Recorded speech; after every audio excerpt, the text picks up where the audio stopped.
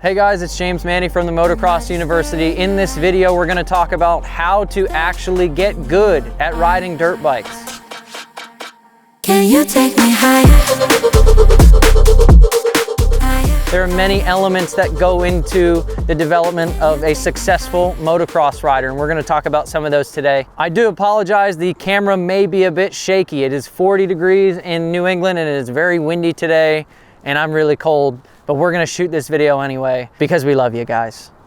You like that? Today we're gonna talk about everything from developing your fundamental game to developing your mind and being willing to make mistakes. We're even gonna talk about how you can develop your endurance and intensity during your weekly training and some good habits that you can develop on and off the bike that will help you become a better dirt bike rider / motocross racer. Whether you wanna be a professional athlete or just get better at riding a dirt bike, it's important that you extract the best version of yourself no matter what you do. It's so important that you maintain a certain level of focus and passion for what you're doing. And ultimately, that's gonna make you better at what you do. So whenever I'm working with somebody, we're taking a deep dive into the fundamentals. It's so important that you can master the basics before you move on to anything else. Just like any other activity or any other sport you're going to participate in your entire life, you're going to need to focus on the fundamentals first. It's the foundation of the house. It's what's going to allow you to become faster in the future and still be efficient, effective, and safe. Now, if you want to start to learn about the basics, if this is where your process and journey begins, then check out some of our other content. We have a video on attack position, seated position, braking, jumping, rutted turns, flat turns, anything that you guys need, we can provide for you. If you're from the Northeast, sign up at ridemxu.com for one of our one-on-one sessions, 3-on-1 sessions, or weekly group development for youth riders at 508 International.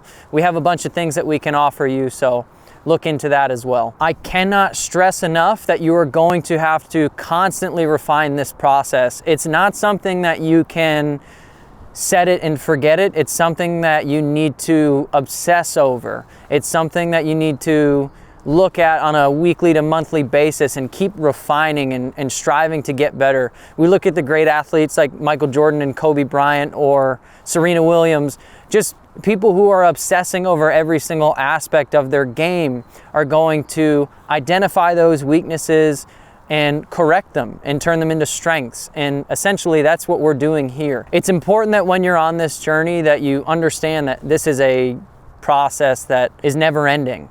It's something where you're going to have to pick one element to your game at a time, chip away at it, move on to the next thing, and keep working through all of those weaknesses until they ultimately become strengths. A few things that you guys can do to develop fundamentals would be starting maybe right at your house. Maybe you can build a corner track on your property if you have the space. It doesn't take much, and it's something that is going to allow you to become really effective.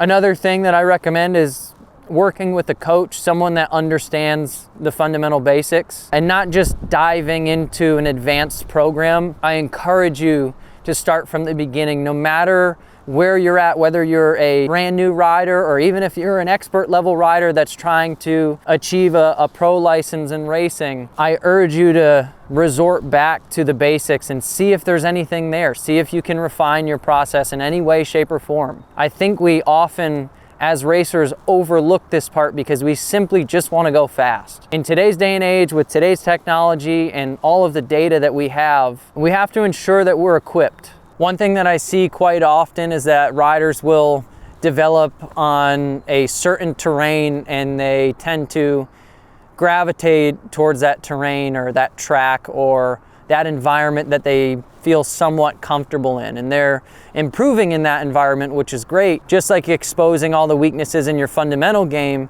you need to expose yourself to different environments and become comfortable where it may be uncomfortable. So for example, if you ride the same track every weekend, maybe switch it up and go to a sand track or go to a track that's ultimately just a lot different than what you're riding currently.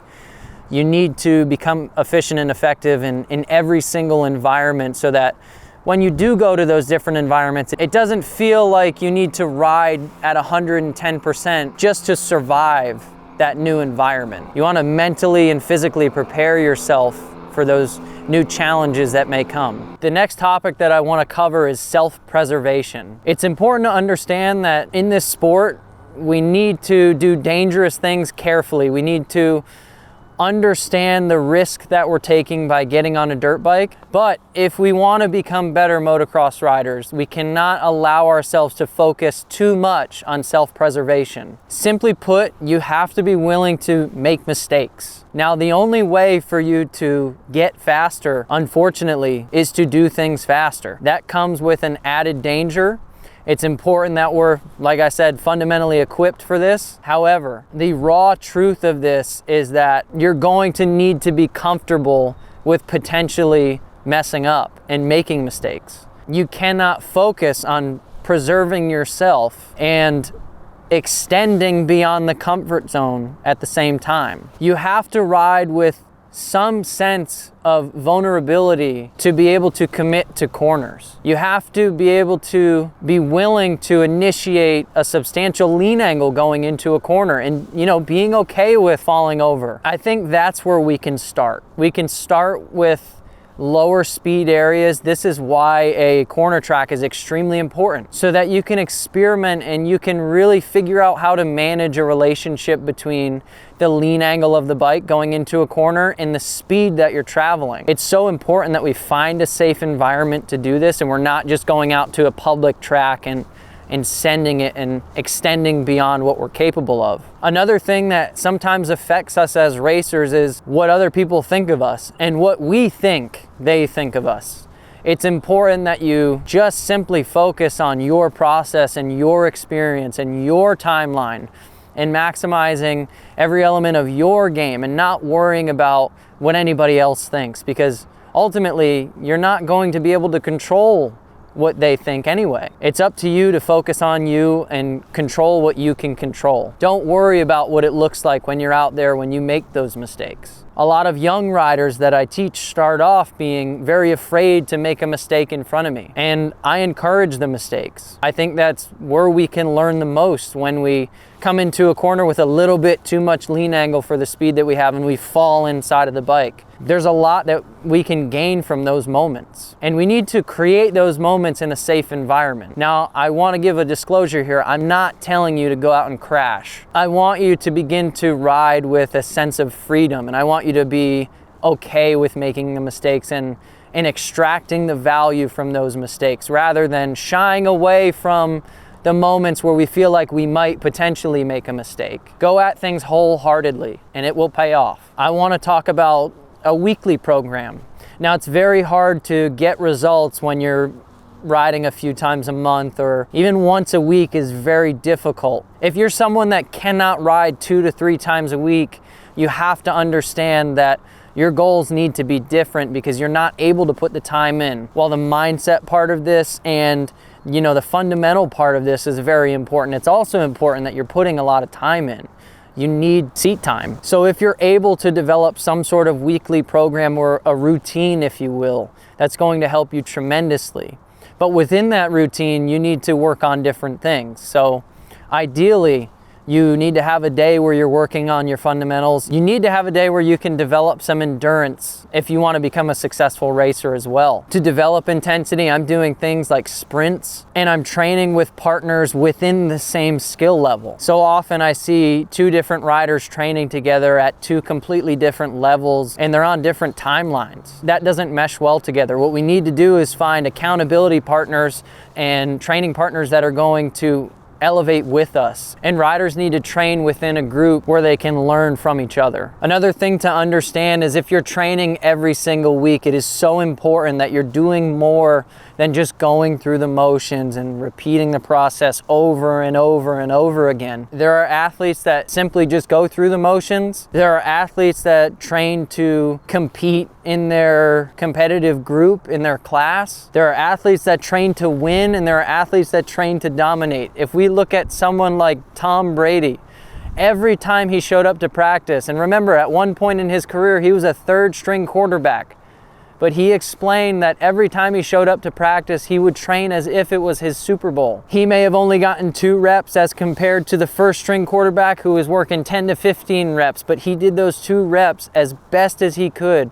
And after he was done with those reps, he dissected himself and his process and made sure that everything was as it needed to be. It's important that we treat ourselves like this. On the other side of the same token, it's important that we are nice to ourselves. I think some of us on the other side of that are a little bit too harsh. Understand that you critiquing yourself and learning from yourself is making you a much better rider. Use as much data that you can get your hands on. Run lap times at the track. Run segment times when you're working sections. Try not to live by race results. Try and focus on your process and how you're improving versus the previous version of you.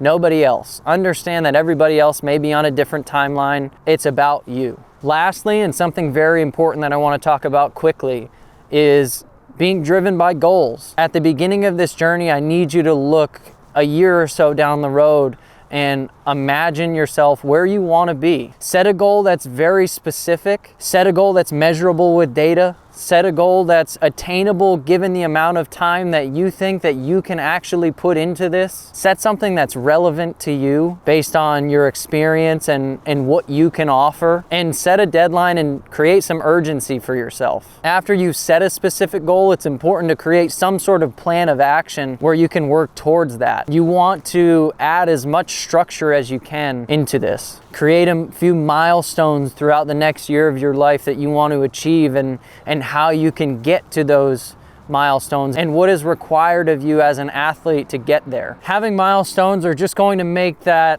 longer term goal not seem so far away and create a sense of urgency and make things feel more short term. Make sure that when you're setting a goal, you're setting something that maybe you're not currently capable of. I want you to feel like you have to extend just at least a little bit to achieve that. It shouldn't be something that you can already do and you just have to get lucky to do it. I want it to feel transformative. The things that are most difficult in life will extract the best version of you as you're reaching to achieve that goal that seems so unattainable currently. I want you to understand that this is applicable to every level of rider, whether you're just trying to win a local race or a local championship, or whether you're striving to compete at Loretta Lynn's Amateur National Championship or become a pro motocross racer, pro supercross racer, whatever it may be.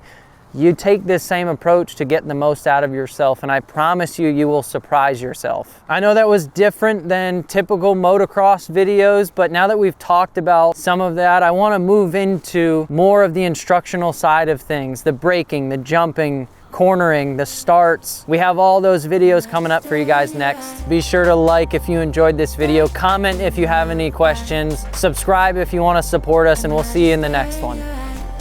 Done. All right, how many videos is that? 2? Well, technically 3. I want to make myself feel a little bit better. Can you take me higher?